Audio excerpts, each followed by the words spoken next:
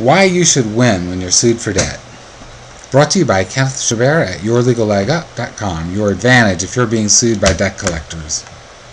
Hi again, everybody. You may remember that in our last video we touched on a couple of pretty amazing things. Debt litigation is upside down.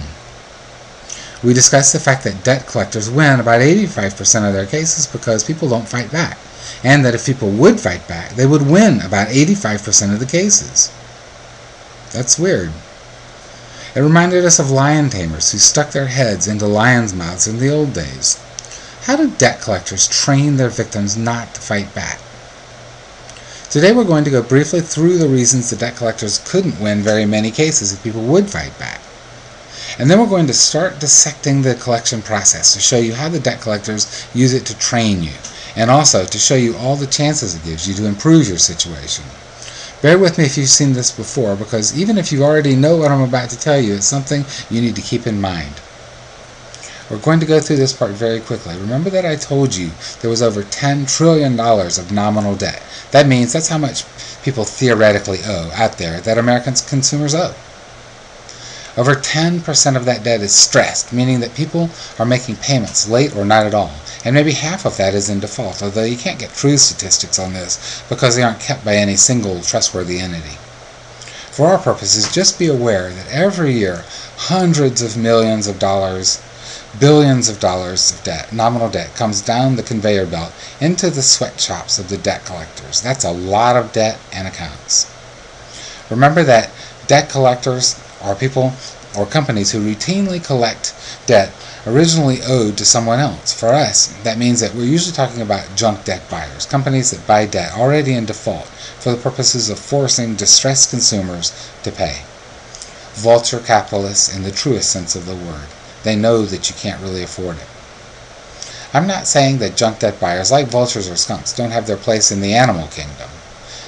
But that doesn't mean that there isn't a distinct smell characteristic of the industry.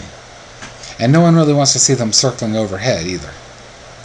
You've heard of mortgage-backed securities? Well, a lot of the old debts were handled in the same way, with the supposed right to payments being packaged up with each other by the banks and sold to a bunch of suckers somewhere else.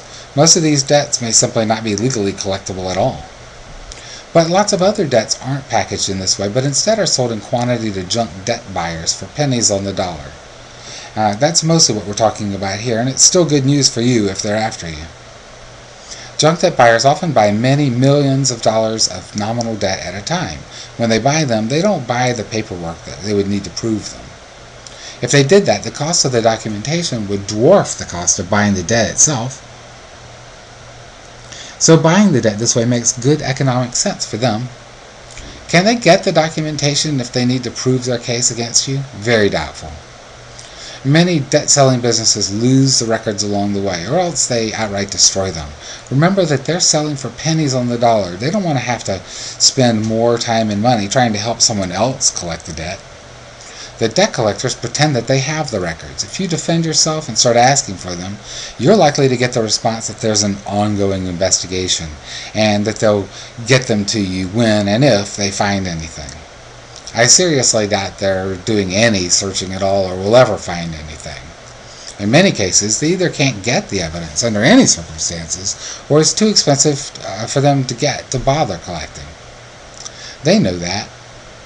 Remember that this business model makes good sense. You buy huge amounts of debt and file suit. Most people default, but when others fight back, you bluff. Eventually, if they keep fighting, you drop the lawsuit. They make a lot of money on this model. Imagine filing lawsuits that you could only win 10% of the time, but winning 90% of the time because the people you're suing don't defend themselves. You'd make a mint. Very wisely and efficiently, from a business standpoint, they're designed to go after the weakest targets, the people who don't fight back, just like vultures. And like I said, they have their place in nature. But you don't have to be their next meal. It's their efficiency that gives you your chance. If you fight back enough to let them know that you won't be a pushover, they will almost certainly eventually leave you alone. They really have nothing to prove for the most part. It's just a business. Make it unprofitable and they look elsewhere. The question is, how do you let them know that you will not be a pushover, or better yet, how do you plant signals in your file all along the way that send that message?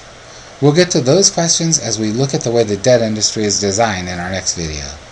Meanwhile, take a look at the attached report. It contains a lot of links and other information for you that will help you get a handle on all of this. Protect what's yours and don't let the debt collectors rip you off.